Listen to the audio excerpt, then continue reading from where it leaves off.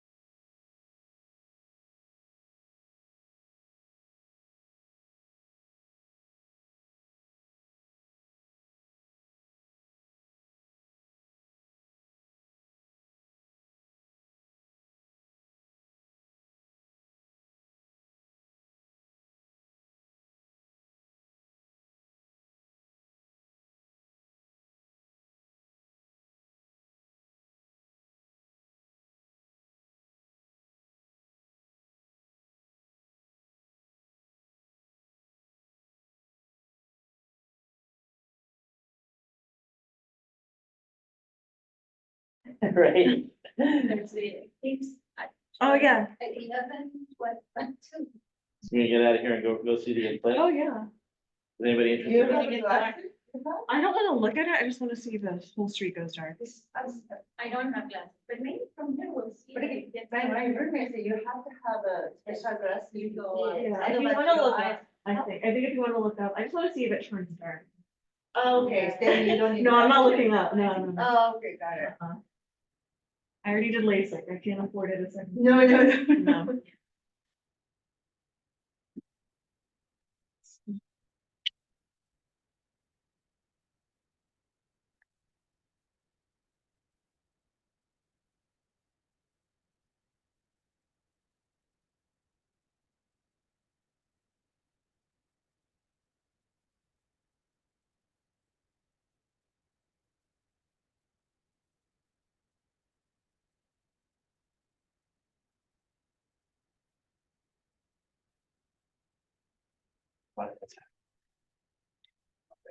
I'm reading. I'm just going through the email. Oh, There's a lot of stuff that needs to be done. which, you know, Ancient services. oh, This thread is 22 emails. well, I'm not sure which email you're looking at. Oh, no, I'm looking at the agent services one. Oh, okay, Yeah, okay. just trying to see what I need to look forward to or who's going to be upset. Which falling knife you're gonna decide to Yeah. catch. Well, February.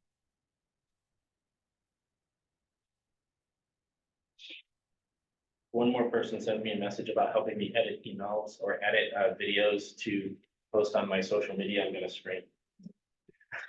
So many People want to help you? Oh yeah, so many people are like, hey, do you need to edit videos? I can help you edit videos. I'm a video editor. Dude. Probably because they put a lot of edited videos on my site, and so like they're trying to jump on that train. Just but- say, I have a sign. No, I'm good. I'm good, thank you. All right, it's 11. It's 11. All right, let's do it. Okay. Oftentimes, somewhere Let's in that put up the volume.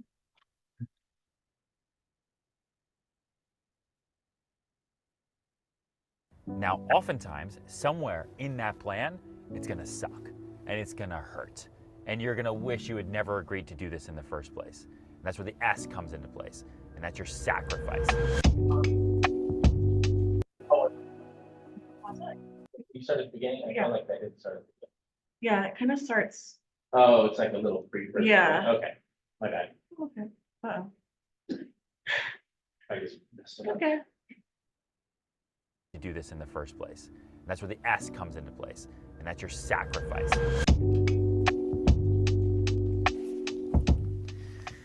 Like my new screens? Look at this, I got vertical, this is all my email. This is internet here. I can put my internet over here, and this way I get everything done as much as possible. It's Thursday morning. Today's gonna be a crazy day. Also, just had surgery on my shoulder, but you know, I should have taken the whole day off, but guess what? I was in the office by fucking 8 a.m. Also got vaccinated. I need this. Everything's crazy. Got my Advil. I want to talk about advice, but we gotta run. Let's go to the car. Does that work? Is that like just genius content for you?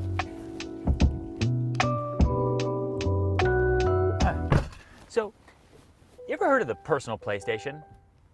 Yuri's not in the car, that's why it's beeping.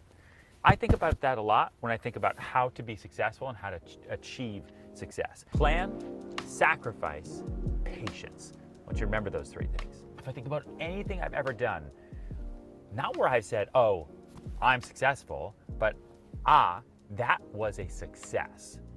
Started with PSP. Okay? Plan. You always have to have a plan, and you cannot negotiate with your goals, right? You always have to have a plan. You have to have those goals. You have to have structure. You have to have discipline. You have to be willing to outrun everybody else around you due to that plan. You look at anybody else out there who is successful, who looks effortless at what they do, it's because they don't show you publicly all of the planning.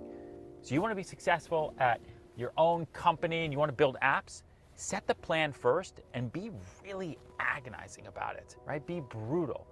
Set that plan, pick it, and follow it. The number one thing I've learned in the last 12 years of kind of building and creating over and over and over is I used to think it was about the product and about the idea. And now I'm 1000% convinced that it's about the people first. I used to think it was product idea, then people, then execution.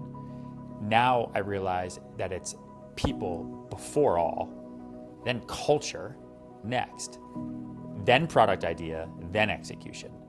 And if you focus on the people and you surround yourself with great, hardworking, intelligent people that blend with the culture that you want to set up for your big moment in your company, then no matter what the idea is, you're all going to figure it out. And if the idea has to shift or change, or the product design switches or changes, then the people around you that you've nurtured, who all have the same culture and who are excited, are going to help you do that without any massive speed bumps in the road. And I've seen other people, even personal clients, who've had great startup ideas or really, really cool companies, and they've focused 100% on the idea or the product, and then they hired people for that product. But then when the product doesn't work out, now all of a sudden the people are useless because they're only there because of that idea and product. And now you've got all these people that don't really know why they're there anymore. You're the one who's entrepreneurial with that fire burning in your heart. You want to switch things.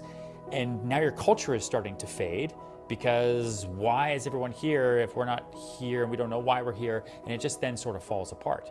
That's, I think, the number one reason you see people end up failing in a world where anyone can create their own business, right? Anybody. The other thing is, like, you can't do anything by yourself. No one could do anything by themselves. Even Steve Jobs needed Steve Wozniak. You know, you have a pitchman, you have the salesman, and then you have the executioner, right? You have the creator. Everybody always has, you know, those two. And that's something that I'm working on myself, right? I've always just sort of been a lone pilot flying by myself, and I just surround myself with really, really great people. But I have learned very much the hard way that it's the people first. Now, oftentimes, somewhere in that plan, it's gonna suck and it's gonna hurt. And you're gonna wish you had never agreed to do this in the first place. And that's where the S comes into place. And that's your sacrifice. What did I say earlier? You don't negotiate your goals if you wanna find success, right? When I first started this company last year, I made the decision to do it pre-pandemic. It was great. We're doing 100 million a week. It was awesome, selling lots of apartments and buildings. I had contracts out for a lot. I had a contract out for $1 billion building, okay? $1.1 billion, ready to be signed. COVID hits, deal dies. Brutal. The government's plan for a digital dollar isn't just a theory anymore. With this year's rollout of Bitcoin spot ETFs, the rise of the digital dollar tyranny is upon us. Not a brick wall, just a really, really shitty speed bump. But guess what? My plan all along was that I was gonna get to the point where I was gonna start my own business and I was gonna launch this company no matter what. So I had to make sacrifice. I had to cut back left and right. I had to figure things out. It was a really, really tough, scary time. But now I'm sitting in the car outside my own 15,000 square foot headquarters in Soho, in the greatest location ever in New York City. Insane, because I took that sacrifice and I followed my plan. So maybe that sacrifice means you're not gonna be able to live in that nice apartment that you wish you could. You might have to live with 6 fucking roommates in the worst location ever, but guess what? You have a roof over your head, you got a bed, you got a door, you got a kitchen where you can cook noodles, you're good to go. The work doesn't care about where you live. You make that sacrifice. Or maybe you can't even afford that, you're gonna stay at home. Guess what? No problem. Make that sacrifice. Maybe you need to go to another country. You know how many people come to New York who are not from New York, who take that sacrifice just to get here? A lot of people. Jack, who's holding this camera, Cody Boone downstairs. Very, very young guys, but they made a sacrifice to come to New York City with no money, above all, to follow that plan. Some people might call it a dream, other people call it goals. It's a plan. So plan, sacrifice, and then you gotta have patience. Nothing happens overnight. That's why they say that. You gotta have patience. You gotta outlast and outwait everybody else. I did an Instagram video the other day because someone told me, like, dude, you just blew up. You built this whole thing in like a day. It's like, all this, I spent 12 years building my brand. This part of the business, sure, happened almost overnight. Started it just about 10 months ago. But the brand and the work I put in will almost be 13 years coming up in a month or two. It's a long, long time. But guess what? I don't have to relive that 12, 13 years. It already happened because I had the patience. It's the way I kind of view success in this path as a real estate agent and a real estate broker as a race, right? But you can't sprint every day. You'll die. Like, you can't do it, right? And you can't just run marathons every day either. That's insane, right? But today might be a sprint. Tomorrow will be hurdles. Saturday you might fall down a hill, but it's okay. You're gonna get up, you're gonna dust your knees off, and then you're gonna get back on the race. And eventually you win the race, you just don't know when, okay? And that's what keeps me going, is I know that at some point I will win that race. I just have no idea where it is. And it's my fault if I stop jogging or running or walking. And I can take a nap, I can get water, but it's my fault. So success is there however we want it for every single one of us. You just don't know where it is yet. And that's like why I tell everyone who works here, like, the greatest thing about tomorrow is you haven't even done your biggest deal yet. Like, your biggest client, you don't even know who that is yet. Isn't that cool? Like, that deal is going to happen, right? The story of your life, you've done that deal, you just haven't met them yet. It's about taking action. It's about executing. It's about doing. Because you're never gonna learn if you don't do any of those. You got a plan going into those moments, but the more and more you think, and the more and more you analyze, the more and more you're gonna convince yourself not to do anything. It's like standing at the end of like a 10-foot rock about to jump in the water. If you go through all the reasons why you shouldn't do it, you're not gonna do it. But if you just do it, it's only 10 feet. And it's fine, right? So, like, you gotta take action. Everyone's watching the Olympics right now, right? Swimming. Like, you do one wrong stroke, you don't stop and say start over. You know why? Because there's 7 other people in lane with you who've been practicing and planning for 4 to 16 years to beat you in that race, you individually. So just because something happened that you weren't planning for doesn't mean you stop. No, it means you make that little sacrifice, you pivot, and you move.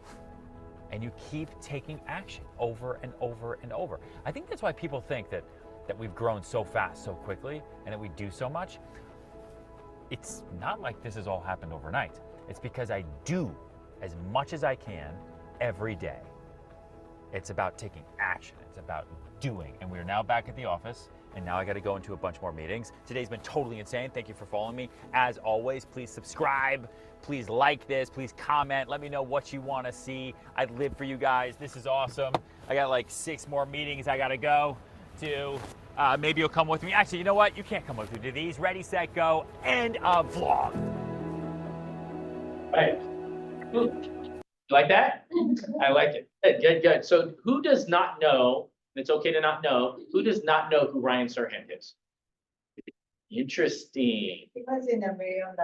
He was. He And was. He had all the black hair in 1 year. Yeah. Oh, Yeah. wow. I relate to that. I relate to that. So for everybody that doesn't know, and I don't know who on Zoom doesn't know, Ryan Serhant has been in the business since I think 2008, 2009. He's his first year in real estate, he made $9,000. 10 years after that, he was selling $1 billion a year in real estate. Only 10 years. How much is first year? He made $9,000. That's it. That's it. And then 10 years later, he's selling $1 billion a year in New York City.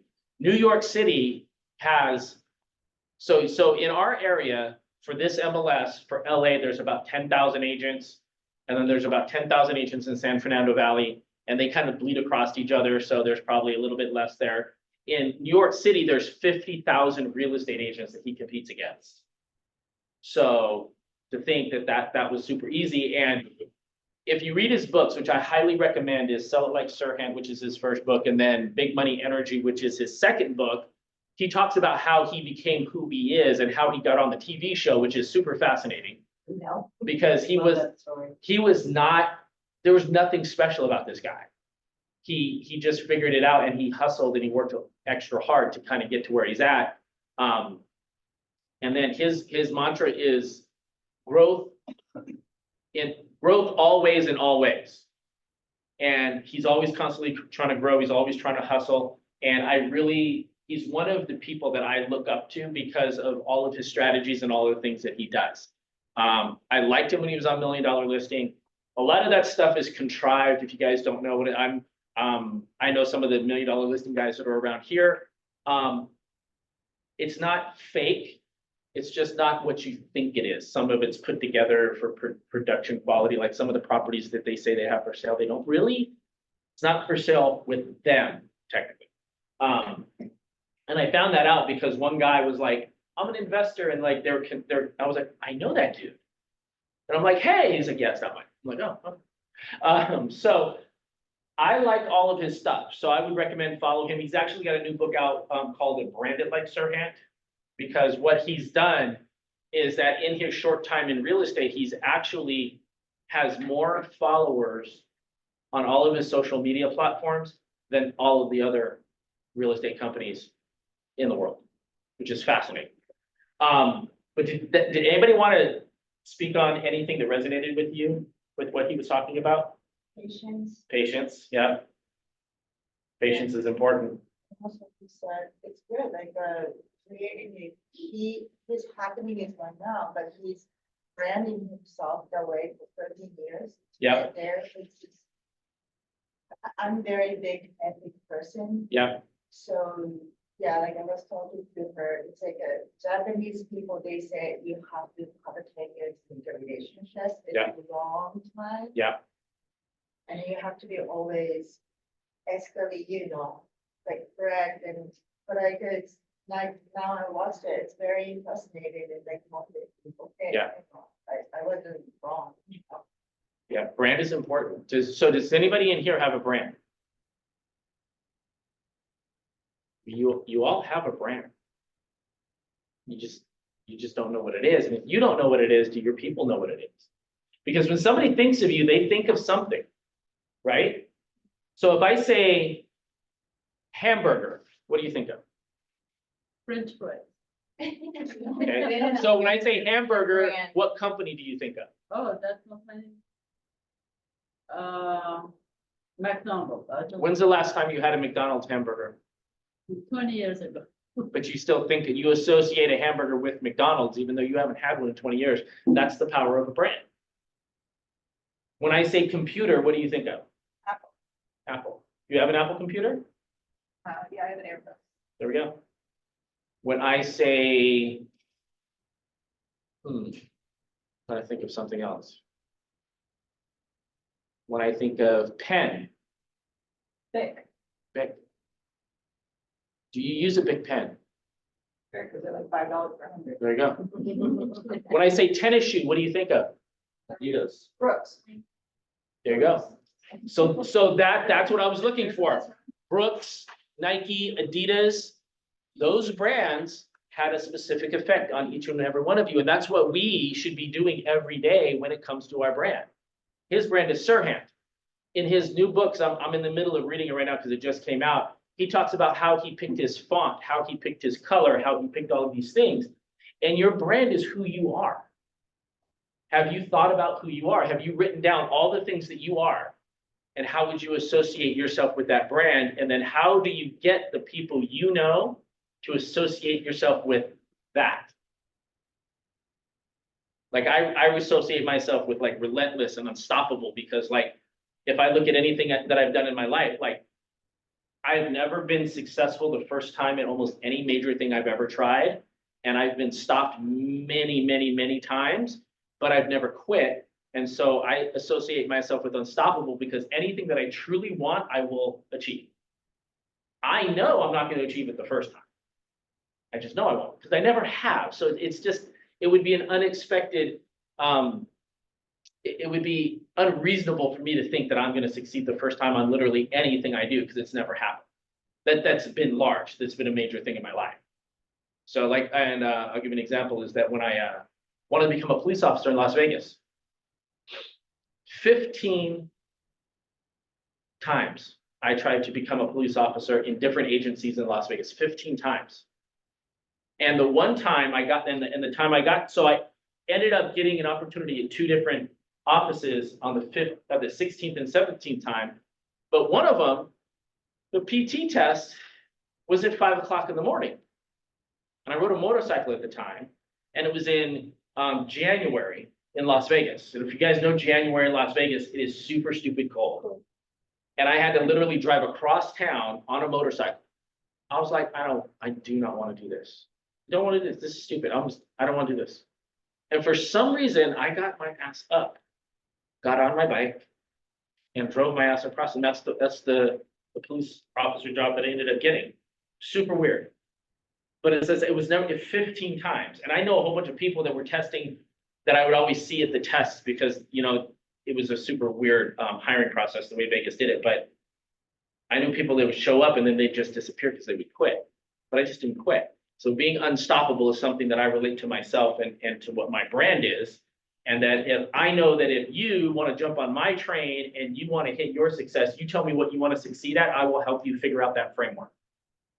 So branding is really important. So I want you guys to start thinking about what does your brand look like?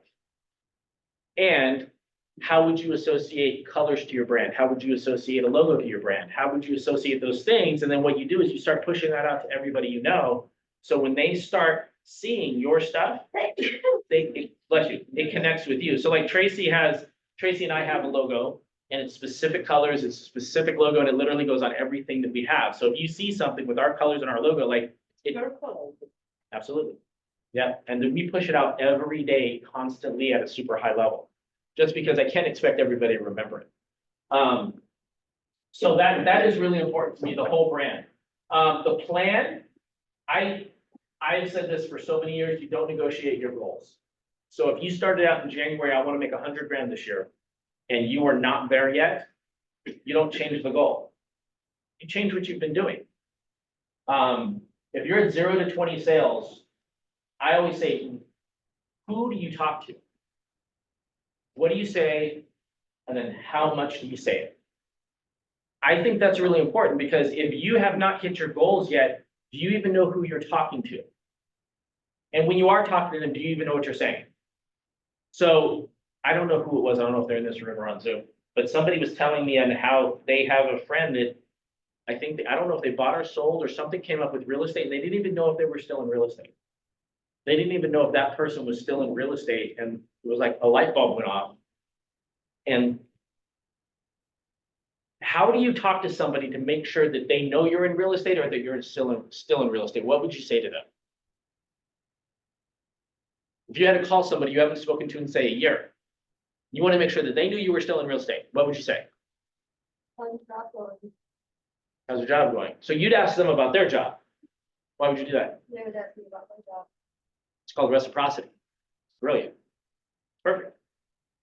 So if you haven't talked to somebody in a year, which we all have that person in our phone that we haven't talked to in like a year or 2 years or 3 years, the way I approach that is that I call them up and I go, hey, it's Frank.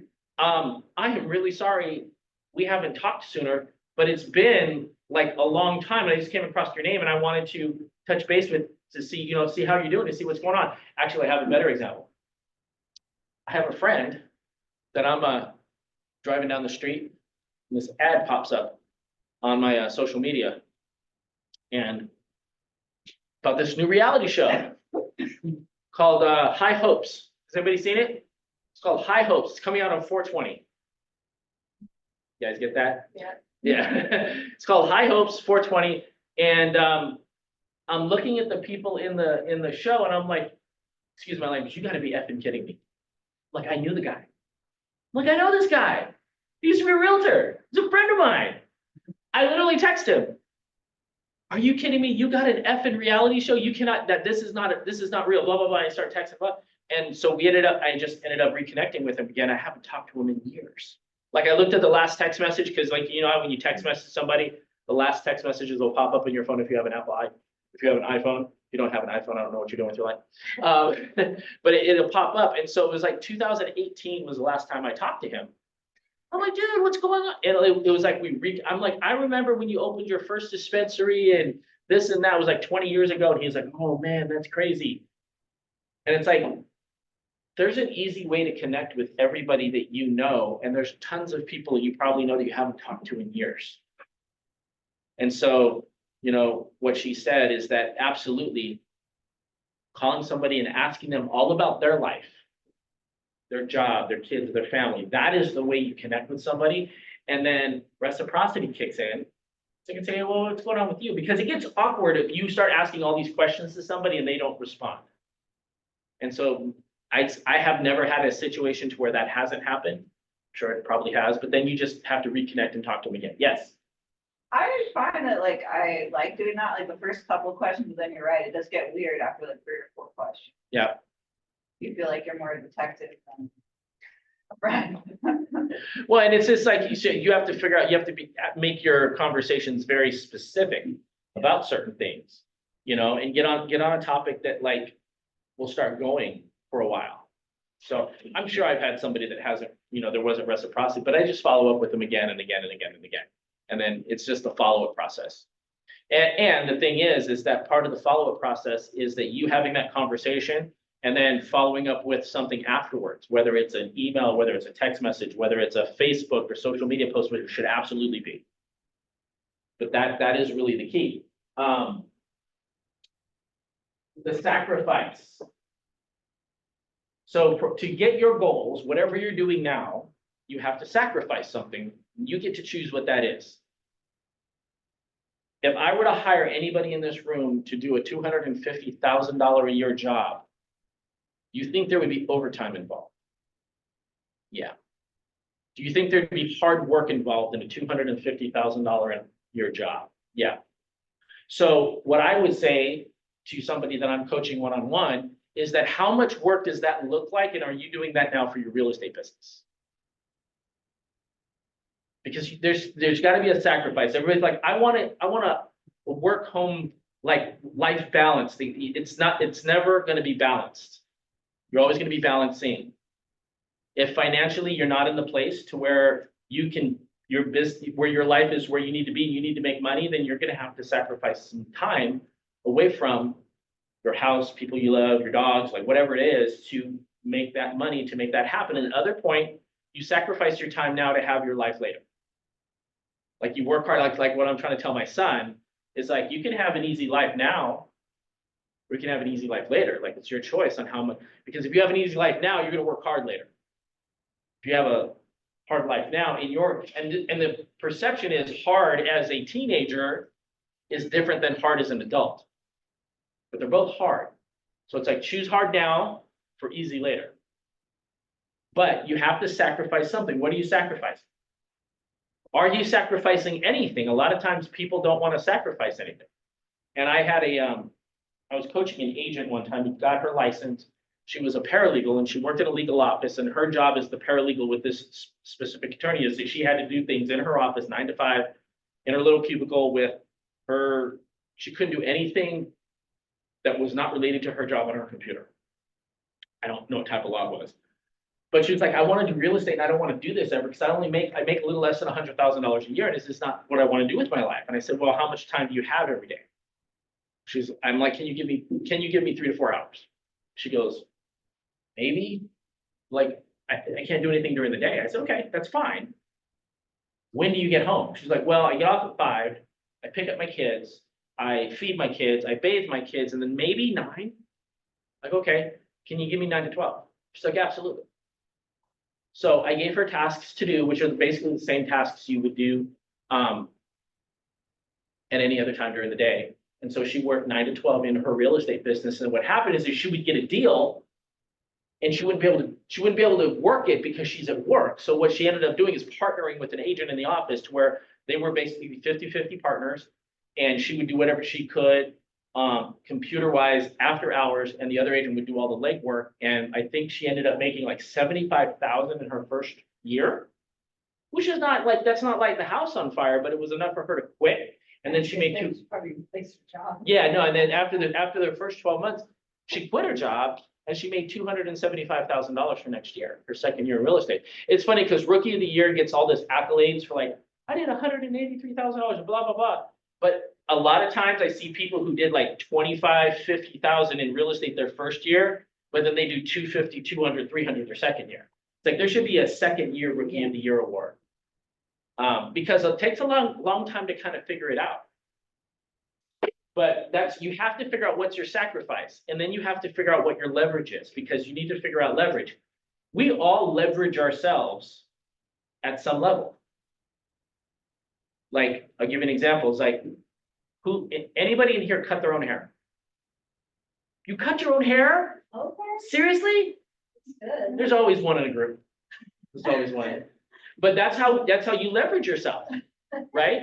She could have somebody else cut her hair. For some reason, she thinks either cost or time-wise that she's good to do it by herself. I go color for the hair, because I cannot do it. But Right. I have a so specific, so I have to. Right. But I mean, let's be honest, we could all go get a Flowbee, right? And cut our own hair. We can all do it. It's just, you're just not gonna like the way it looks. Right? So you leverage yourself to go do that. There's a whole bunch of things that I mean, that's what restaurants are when you go to get takeout and bring it home. You're leveraging yourself for time or money or something. So we all have figured out what leverage is, and how are you gonna leverage yourself in your business to get more done, to talk to more people. So who do you talk to? What do you say? And how much do you say? If you know who you're talking to, we just talked about what you say. Now you have to figure out how much are you going to say it. This is when he was talking about action up there. The one thing about Ryan Serhant is he's super action oriented, which I love that because he makes things happen. Tracy is not on here today, because she is probably one of the #1 most action-oriented people that I know of. Do you know what she's doing right now? Getting a listing. How'd you guess? Because action is most of that. She's door knocking. So our coach said, you need to go door knock. You need to go. So we're doing this event, which everybody should do events for their sphere of influence. We're doing an event called Moms and Mimosas. And so she's inviting all the moms in our neighborhood over to our house, and I guess I'm the bartender.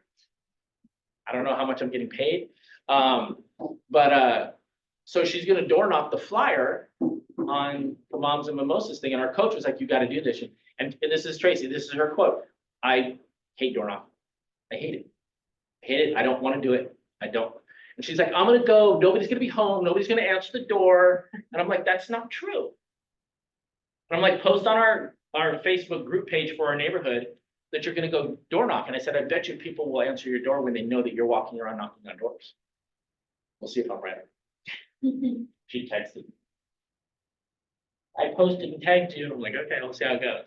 But she's doing something that she does. She's really good at it.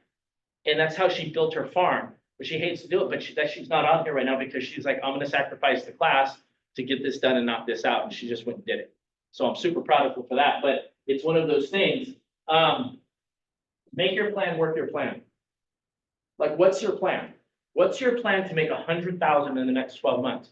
All you have to do is work that plan. Be consistent and show up, because this is the thing. If you were hired to make $250,000 in a job, we all agreed it would be hard work. We all agreed that there would be overtime. If you put what you thought the amount of work that would have to go into a $250,000 an hour job into your real estate business, I would tell you, you'd probably make more than $250,000. It takes about 12 properties, selling 12 houses to make 250. That's one a month. One a month.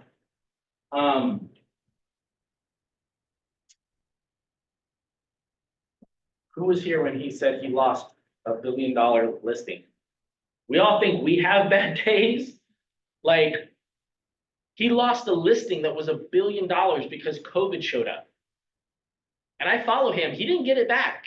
Like, that didn't come back. He never listed $1 billion property. But it's like, how like defeated would you feel if you lost $1 billion? What's the commission on $1 billion listing? I think I'd be good. I don't think I'd have to sell real estate after I sold that one property. I'd be good. I go buy some apartments and like a couple small businesses. I'd be like, peace out, real estate, I'm done. But like, that's huge. First of all, I can't even fathom getting it, much less losing it. But patience is what you were talking about. I think that is probably the overall conversation that I have with a lot of agents, that I talk to everybody and they're like, hey, I'd love to make $100,000 a year. I'm like, that's great. But everybody has a process. Whatever your process is going to be different than my process. Your process is different, and so on and so forth. But like, how many times are you talking to people every day? I can give you the formula. It's really not hard. Like, if you can have 25 real estate conversations a day with whoever, I don't care who it is. I don't care who it is. I don't care if it's your sphere of influence. I don't care if it's cold calling. I don't care if it's door knock. I don't care what it is. But if you can have 25 actual real estate conversations a day with anybody, you're going to crush the real estate industry. But this is the thing. It may take me 50 conversations to get a lead. It may take you 200 conversations to get a lead. But I think Gary Keller was talking to Ben Kenny. Actually, he was talking to Ben Kenny in a mastermind group in Austin, Texas. And he picked up a phone book and he said, could you call everybody in this phone book? It's basically a circle prospecting, because we don't really have phone books anymore. But he was like, could you call everybody in this phone book? He said, yeah.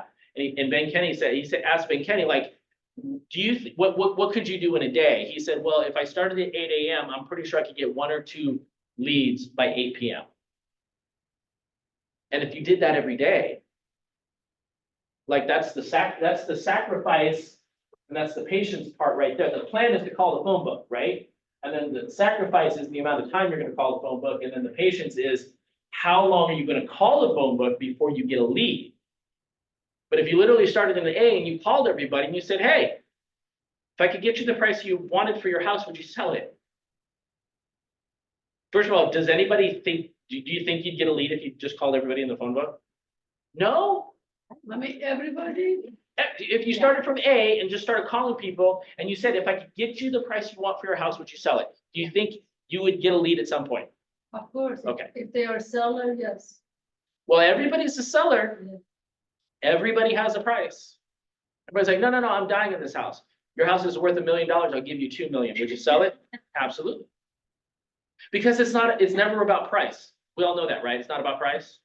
It's about terms. It's always about terms.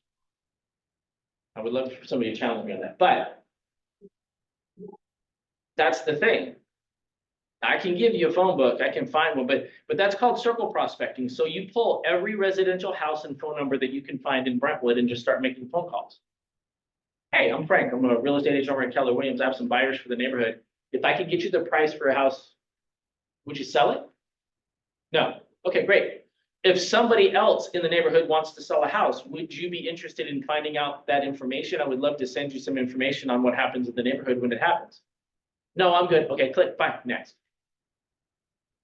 That was less than a minute conversation. If you did that every day, 100% you get the deal. 100%. It's just how much time would that take? So it's like, just being patient with whatever your process is, because first of all, cold calling is not fun. I hate doing it. But sphere of influence is really the key to your success. And the number 2 real estate agent in the company for Keller Williams, 65% of their business is sphere of influence. And that's not him, that's him is 100%, his team is 65% overall. So who feels they have a low sphere of influence? Everybody has a big sphere of influence?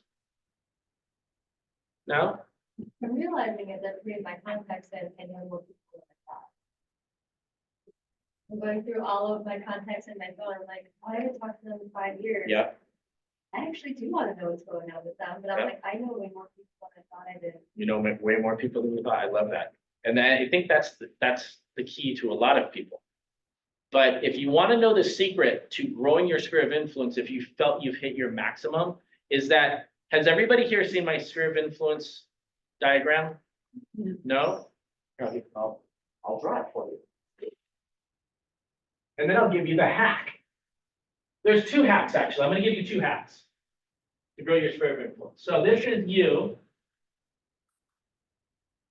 That's you, okay? Your first sphere of influence, right Oh, here, I've seen this. is your family. That's your family. That's your first sphere. So that's your mother, father, brother, sister, cousin, uncle. It's everybody in there, right? So the average person has about 5 to 10 people in that sphere, okay? So this is 5 to 10 people. 5 to 10, right here. Now, when I came to LA, I didn't really have a sphere of influence because my family had already passed away, and my wife at the time, nobody wanted to buy or sell, and the father-in-law would not use me. He bought and sold like 6 properties without me, which was like, that's fine. We'll have that person in the family, right? So the second one is what I call your board of directors. Like we have an ALC in the office that's basically like the core part of the office or whatever. It's not family, but it's the next layer of family. So the board of directors is what I call these people. These are like your best friend. Your best friend, your girl posse, your guy group, like whatever that is. Like when you go to a bachelor party, it's all those guys, right? Or, you know, you go to a wedding thing for girls, like it's all those girls. It's like, who is your closest next group out of your family? It's those people. That's usually like another 5 to 10 people. So between these two, on average, there's about 20 people you have just in those 2 groups. Some people have massive families, some people don't. So it just depends. So you can burn through those people pretty quickly because everybody in your family typically knows you're going to be a real estate agent because, you know, they're supporting you or whatever. And then your best friend, and so they know that you're going to be a real estate agent and so on and so forth. So you can burn through this group pretty quickly. Your next group is your network. So your network are the people that are outliers just outside of like your best friend group. So like if you wanted to go buy a truck, and you're like, I don't really know anything about trucks. Oh, wait, Mitra knows a lot about trucks. I haven't talked to Mitra in a couple months or whatever, but you know, I'm gonna call Mitra and Mitra's gonna give me some good ideas about trucks and let me know which one's the best one to buy. Like there's those people just outside of your network. It's like your best friend's friend and so on and so forth, right? So that's a smaller group, but the outside group here, the next one, is your community. So your community is a range of different things. Your community is a range of like your neighborhood. Or one of the things that I found when I first moved to Los Angeles, which is super powerful, is that I joined a bowling group. So if anybody in here is like, I need to meet more people, I would say go join a bowling league. It's probably one of the best ways to meet new people. Do you know why? Anybody ever been on a bowling league? How many people were in your bowling league? In your group? But then there was a whole league. How many people were in the league? 100. So this is what I did not realize happened when I did this, is that I was on a bowling league in Mission Hills. So our team was 5 people. The league had 15 teams. What's that math? 5 times 15? That's 75. 75 people went to the same place every week, and then every week switched. So every week I got to see a new 5 people. I ended up selling in one league, in one season, I ended up selling like 9 houses. I didn't even realize what I was doing. Like I figured out a lot of this stuff after the fact, but like, so that's like more than 10% of the league is that I sold, and I'm still friends with people from the league today. But like, that's a really quick way. And so like, so like, do you have a hobby? That would be my question. Do you like cars? There's car clubs. Do you like darts? There's dart clubs. There's so many different, there's chess clubs. There's book clubs. There's so many. I had another story. When I first started in real estate, there was this guy named Andrew who was struggling. He would put up a note on his little cubicle, "Don't talk to me, I'm making new friends." And he would cold call. And he would just call, and he got some business, but he wasn't letting the world on fire. Anybody know who Hillary Duff is? Yes. Yeah. Hillary Duff. So he ended up in a book club, in a church book club with Hillary Duff. Ended up selling Hillary Duff's house. He now works for the agency selling about $30 to $40 million worth of real estate every year. All because he got that one connection from a celebrity, which just kind of dominoed his way to selling a bunch of property. He was with Keller Williams, I think, in Burbank. Then he went to the agency. I don't know where he's at. I think he's still with the agency. Huge Trump supporter, though. A little crazy. But anyway, I digress. But all you have to do is, what is your community? Like, don't be a hermit. Don't go home and just not do it. Church is an amazing place. Like if you have church, a synagogue, something like that, that's an amazing place. And I know people say, "Oh, I go to church and there's other realtors there." Don't worry about that. Get their contact information, because they're probably not doing a lot, and they probably need to sell their house too. And you can help them. But that's your community. That is probably the biggest opportunity out of your entire sphere of influence, in my opinion, because you can shrink and grow your community as much as you want. A community like Tracy's community is her neighborhood, right? There's 250 people in her neighborhood, and she has sold more homes in this neighborhood than anybody else. And then out here is your audience. And then out here are just strangers in general, strangers. Your audience is all your social media, all the stuff you post online, everybody you email, is that you're trying to get information from them and pull them closer to you. That's a whole separate class. Does that make sense? What do you guys think? Thoughts? We're going on different rabbit holes all morning if you want. What do you guys think? This reminds me exactly of the ecological model from child development. Oh, really? Tell me about that. In child development, there's one theorist, I forget what his name is. But it's saying here, it's a bitch and Ava nuts. And it was like, it starts with the child and then their family. Yep. And then, the classroom, Yep. then the school, and then the community at large. Okay. I have no In idea. terms of who influences child and how each of those spheres is important. But obviously, the closer they are to the child, the more important. Absolutely. So I think where I got this, there was a Harvard study done on your sphere of influence. And that's kind of where I put this together from. And they're saying the study says that all these spheres out here should be about 2,500 people. 2,500 people. So my goal has been to slowly collect that. So I have 2,500 people in my sphere of influence. But based on, if you put in your social media back there and you like connect and follow people on social media, and you go back through your school and classmates.com and all that stuff, I'm pretty sure that you can probably figure that out. But then this is the important thing. It's like, how often do you communicate with all of those people?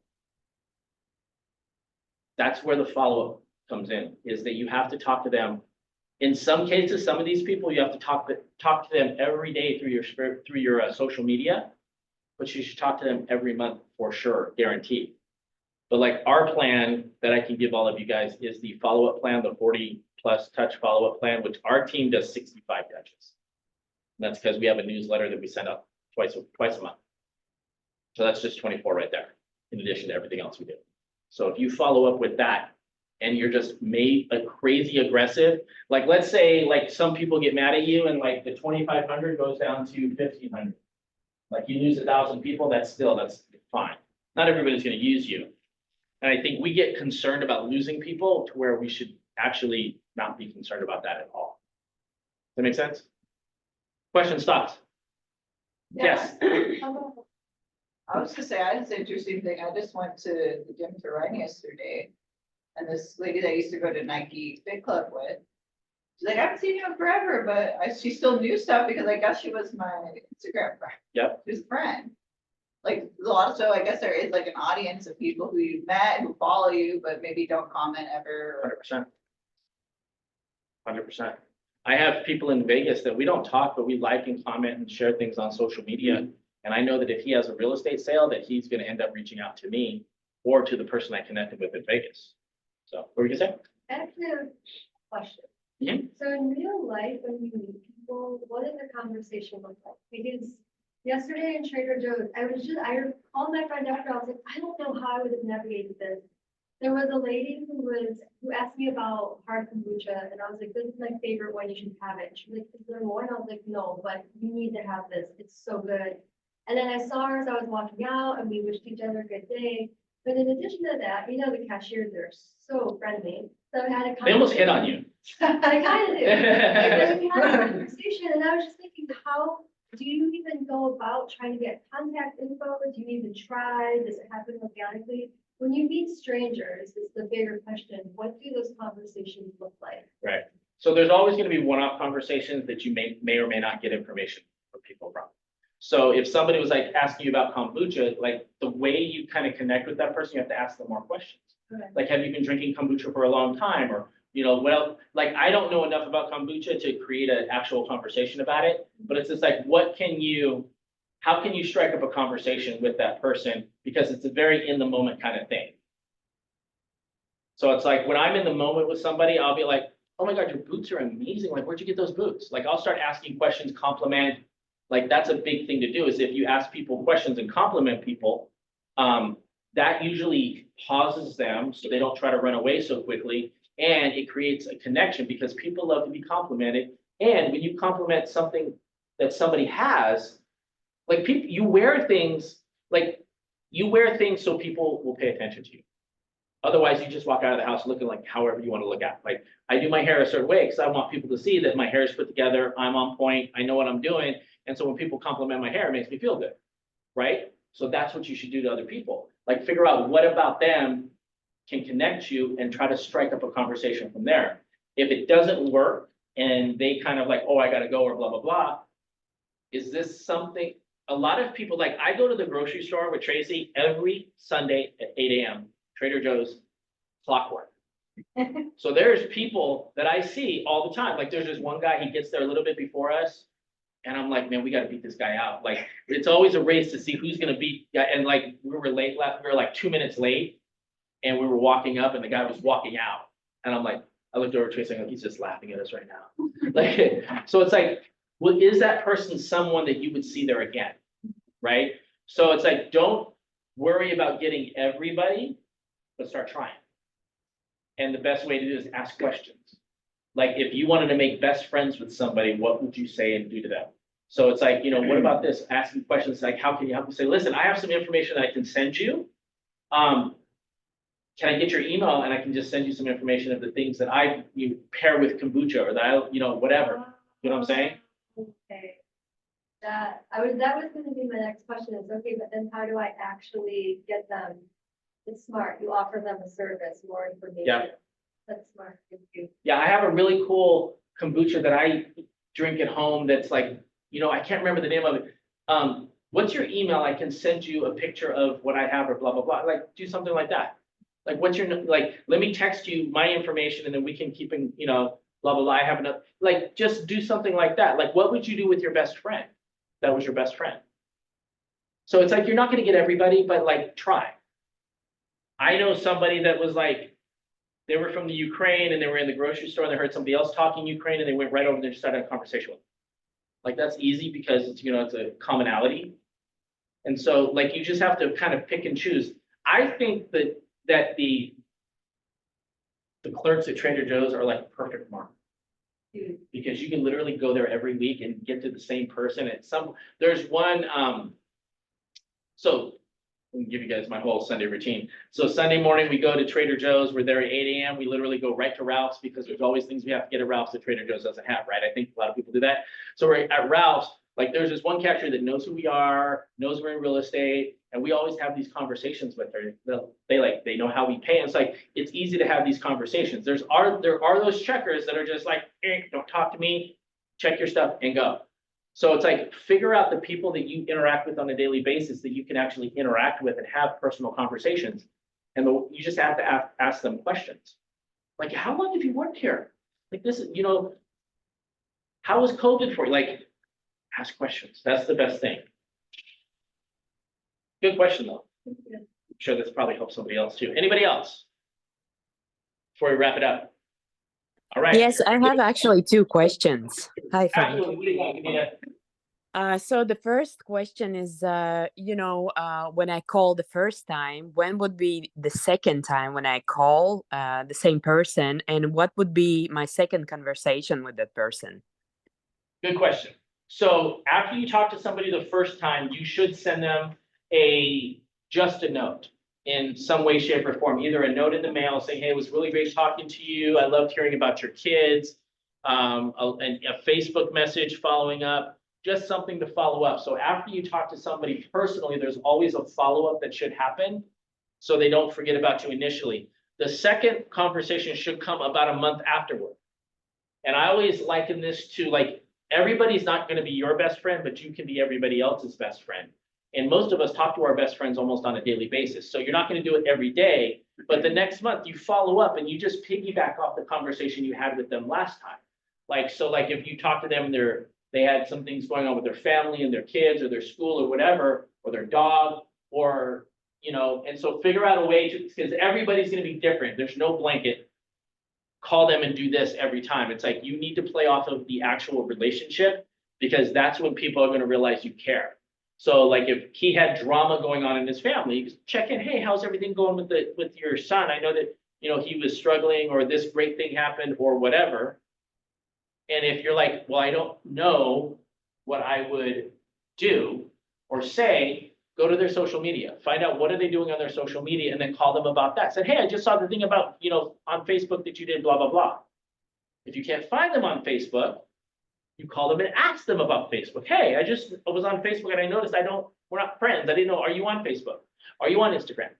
There's always a way that you can figure out how to communicate and talk to somebody. You just have to do a little bit of groundwork, and it's a little time consuming, but it's time consuming in a way that's going to create a really strong connection with somebody. Does that make sense? Yeah, it makes sense. And I have a second part of the question, because I reached out to so many people this weekend. So now I'm getting texts nonstop, which are not related to real estate. And how do you deal with that? Like having nonstop like texts coming in, and yeah, because now I'm struggling with that. When you Too say much. you say they're not related to real estate, what do you mean? Just like, like it's just texts like, can we meet up? Can I take you out for tea? Can and it's like several times a day. That's perfect. That's what you want, because now these people, they want to connect with you.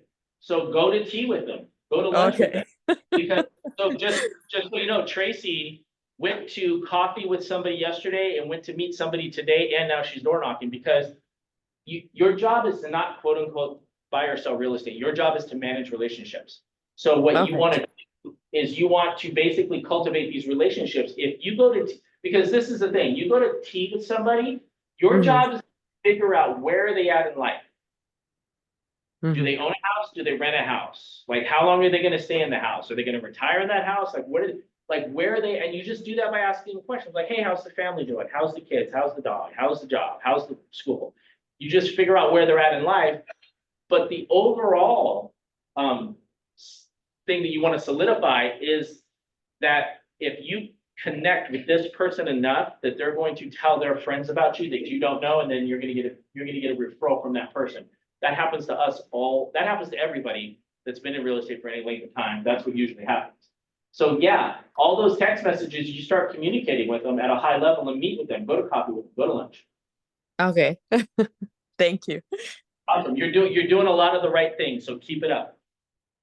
All right, anybody else? We're gonna miss the eclipse if we keep talking. We already missed it. Oh, we already missed it? Yeah. We're not there, see if it's dark. Do you want to see the picture of my mom? I'm sorry. California's gonna get it. I think All right. Here's a picture my mom took. She went up to the sky and just took a picture. Let me see. She got it. She got it? Oh, Yeah. It does. I don't know what that Sandy is. Grace. Is the moon be in front or behind it? I think it's in front. But yeah, she I got don't it. know. She said she just did this and took a picture. A lot of people I know that work for like the JPL or the jet stuff, they all were super invested and even went to the line of fidelity. That's crazy. All right, let's play the last video and get out of here. Thank you, everybody, for coming. I really appreciate it.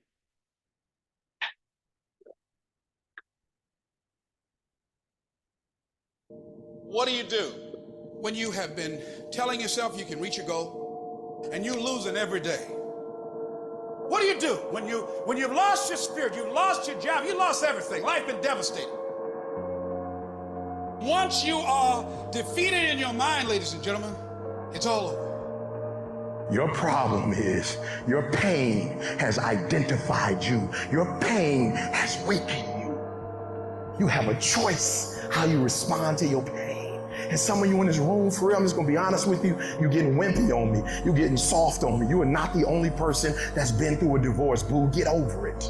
You're not the first one, you won't be the last one. You can turn that divorce into something. You're not the first one to lose your promotion and get fired. You're not the first one. You're not the first one they let go of. You won't be the last one. The question is what you gonna do about it. I know what it is to walk the floor and you don't know how you're gonna make it. When people no longer believe in you and you are all you got.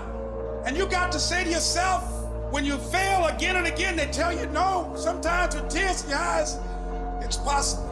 When life stagger you, the thing that'll get you up on your knees and get you standing in the center of the ring and find something from somewhere deep down in to keep on slugging and keep on fighting is, it's possible. It's possible. If I just stand long enough, I can pull this off. When you're facing defeat, disappointment, seem like life has written you off and everybody say you can't do it. You don't have what it takes. All you need to affirm that in spite of this, it's possible that I can do it. So what makes ET different than everybody else? Every year I just kept going. And I kept going. And I kept going. And I kept saying one day gonna be my day. You know what I'm not gonna do? I'm not gonna quit in the process. I'm not gonna give up. I'm not gonna give in. I invested too much to quit. I made too many sacrifices to give up. I paid too much. Listen to me, I cannot stop what happens to me, but I can dictate how I respond. So when life happens, I don't just sit there and cry. I buck back. I will greet this day with love in my heart, and I will overcome evil.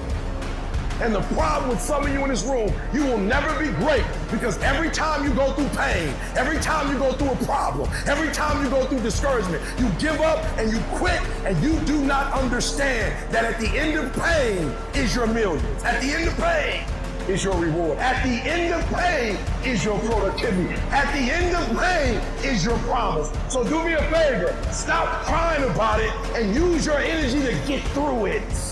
I'm talking to you, you're going through a storm right now. And I'm telling you that this too shall pass, like every storm that has come to you. And I'm telling you, whatever you're going through right now, if you can just muster up enough strength to hold on and hold out, if you do not quit, if you do not give up, it's coming, baby. Hold on. I don't care how long it takes you to finish school. Hold on. I don't care how long it takes you to pass that bar exam. You keep going. You keep studying, you keep writing, you keep singing, you keep rapping, you keep boxing, you keep fighting, you keep dribbling, you just keep on keeping on. And if you persevere, Every storm that's come, it will pass. Recycle your pain. You can decide the shape, the form. You can decide the product that comes from your pain. Look up, get up, and don't ever give up. Thank you, guys. Thank you. Everybody have a great day.